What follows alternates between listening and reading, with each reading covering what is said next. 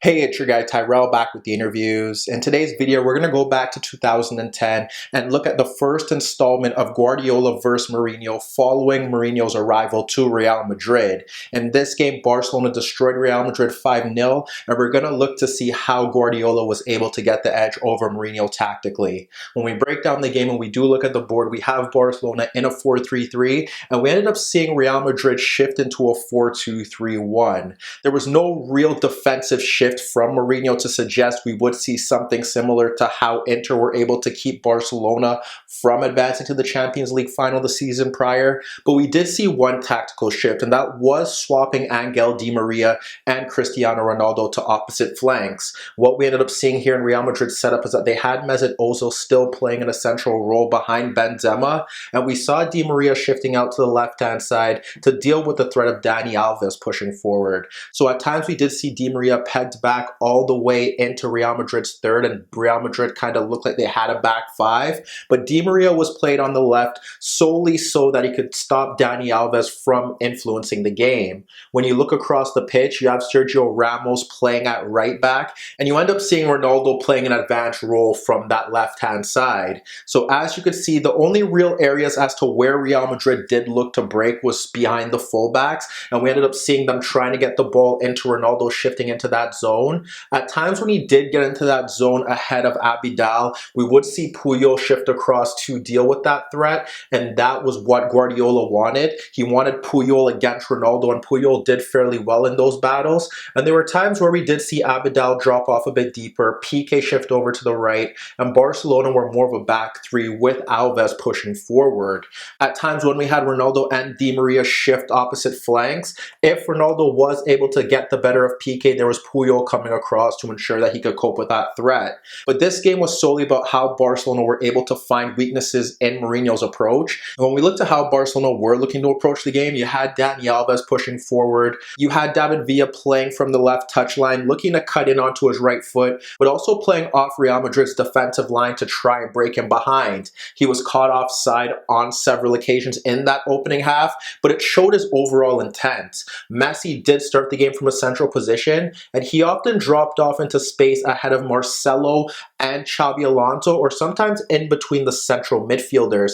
And when Messi did occupy those zones, that's when we would see Pedro look to shift across the center backs to make runs in behind. However, the key battle here was always going to be in midfield. Mourinho had Benzema stepping ahead of Busquets to block off the passing lane into him, and when Xavi dropped off a bit deeper, similar to what Schneider did against Barcelona in that Champions League semi-final the year prior, he had Ozil shifting out into that zone to deal with Xavi. That left Iniesta with Khedira, and if Messi dropped off a bit deeper, he would be in a 1v1 battle with Xabi Alonso. The manner in which Guardiola looked to overcome that threat saw Xavi push forward to ensure that he alleviated the pressure from Ozil, and that would see Alonso dropping off into that zone. So if you have Messi dropping off deeper into those central positions, then someone has to come out and close him down. So if it's Alonso coming out, that leaves Xavi free, and if you have Khedira shifting over, that leaves Iniesta free in that left zone, and that's often what happened in this game. One of the key areas that Barcelona was able to exploit was the fact that Ronaldo wasn't tracking the runs of Abidal because he wasn't pushing forward,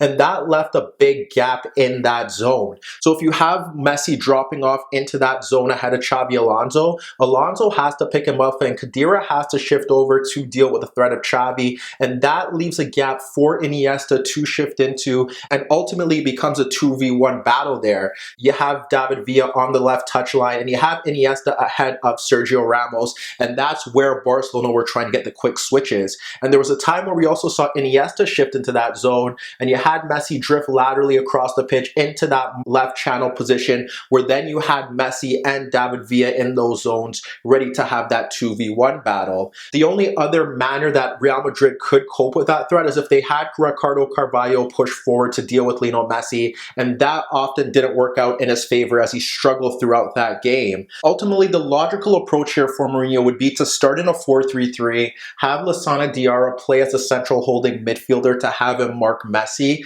have Khedira track Xavi because he does have the energy and work rate to do so, and then have Xavi Alonso sticking on Iniesta with Benzema dropping off on Busquets to ensure that he couldn't dictate the tempo of the game. But here, with Barcelona overloading that center of the pitch with Messi dropping off a bit deeper, having Villa and Pedro breaking beyond, and also having the fact that there was a gap in between Khedira and Ronaldo, didn't work out in Mourinho's favor. And when you look to the build-up to those Barcelona opening goals, you witness how that did occur. When you look to Barcelona's opening goal, you have Busquets dropping away from Ozil, and he ends up splitting Ozil and Benzema to find Xavi dropping off a bit deeper.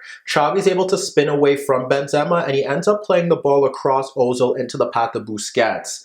Busquets drops the ball off to Messi, who is dropping off ahead of Alonso, and what we end up seeing here is Messi takes his touch across Alonso, and he ends up splitting Ronaldo and Khedira to find Iniesta in that left channel gap.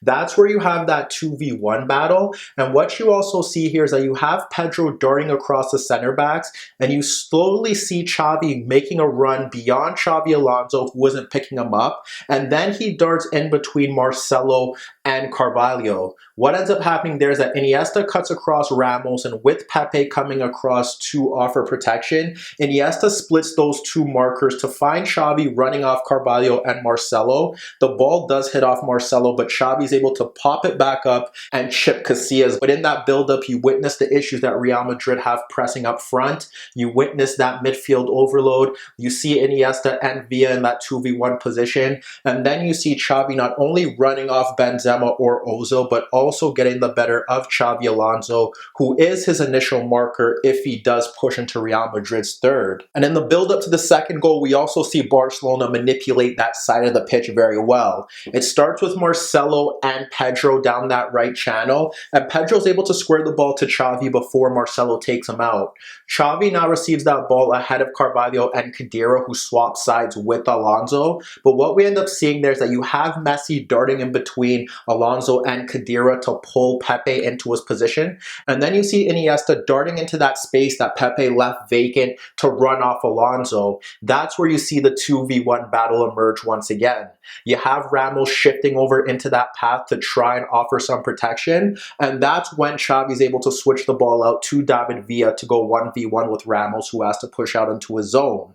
What ends up happening there? Villa runs to the byline, ends up getting across into the box that bypasses Pepe and squeezes through Casillas, and that's where you have Pedro running across Marcelo to direct that ball into the net. But in that build-up, you have Messi taking Pepe out of position, and that leaves Iniesta free there. Obviously, Xavi could shift the ball out to Iniesta, but what he ends up doing is that he darts into that space that Pepe leaves vacant to pull out Ramos to ensure that that passing lane is available for Villa, and that's how they manipulate that 2v1 to create a goal-scoring opportunity that ended up putting Barcelona up 2-0. But as you can see in that first half, Barcelona had a clear route to goal with that overload down the left-hand side, but a lot of this was down to Mourinho's initial setup. He took Di Maria out of the game. He had Ronaldo pushing forward down the left, but Barcelona countered that with Puyol, and with Ronaldo high on that side and not tracking back, it left a gap for Barcelona to have that 2v1 against Ramos.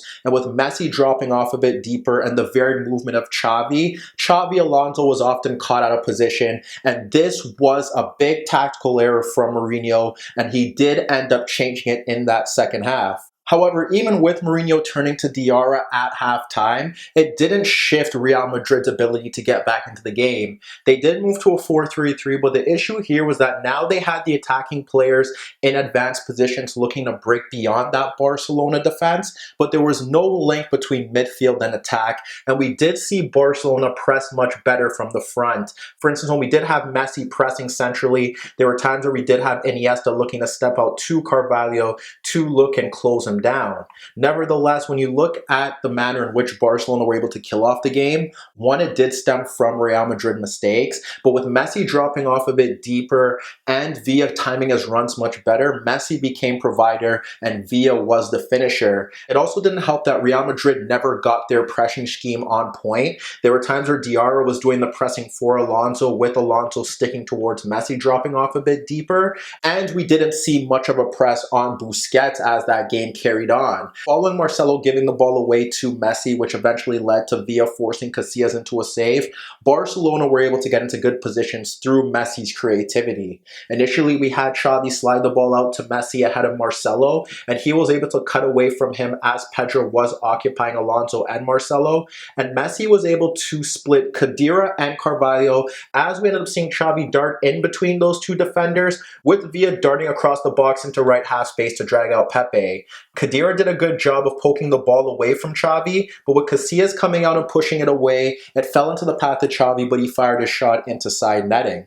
And minutes later, Messi's productivity proved decisive. We had Xavi sliding the ball across Diarra into the path of Alves moving narrow, and he dropped it off to Pedro ahead of Marcelo. We have Messi ahead of Xabi Alonso, and what Messi ends up doing is that he drops away from Alonso and the center backs to receive that square ball. And with Messi goal side of Alonso, he ends up splitting both center backs to find Villa running across Ramos and Pepe to receive that ball in the box and curl his effort beyond Casillas. But in that build up, like I said, you have Messi dropping away from Alonso. That's not the battle that you want. And you find Villa finally timing his runs, and Messi is able to play provider and find Villa in beyond that Real Madrid defense. And shortly after that, Barcelona kill off the game. You have Xavi winning the ball away from Lassana Diarra, and as he spins away from him, Busquets pokes the ball into the path of Messi. Messi around the halfway line is able to cut across Khedira and Carvalho, and he's able to play a defensive splitting pass in between Ramos